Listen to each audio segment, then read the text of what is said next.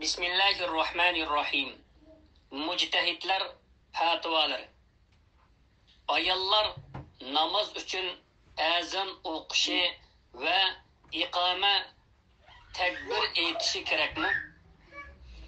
Fatvo berguchi ikki haramning imomi Fozil ulama Abdul Aziz ibn Baz rahimahulloh.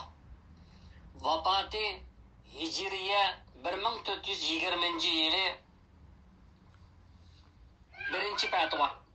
Savol: namozda o'nlik qiroat qilish va namoz uchun azon takbir to'lashning lozimligida erlar bilan ayollar o'rtasida farq bormi?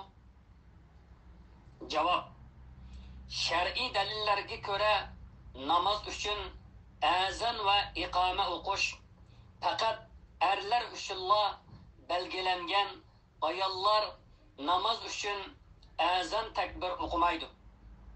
Biroq ayollarning shom, xuftan, bomdod qatorliq o'nlik o'qiladigan namozlarda oldingi 2 rakatdagi qiroatni o'nlik qilishi durustdir.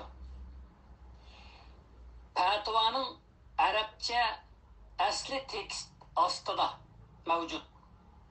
Manba Bin Baz fatvolar to'plami 10-jild 357-bet. Ikkinchi fatvo. Ayol kishining namoz uchun azon va takbir tushirishi durust emas. Azon va takbir faqat erlarga xosdir. Manba Bin Baz fatvolar to'plami 10-jild 357-bet.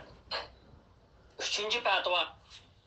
Ayol kishi meyli uyida yoki safarda bo'lsin, ayol kishining namoz uchun azon takbir to'lishi shariatda belgilanmagan. Azon takbir erlar uchundir. Rasululloh sallallohu alayhi va sallamning mushu haqdagi sahih hadislarida mushundaq ko'rsatilgan.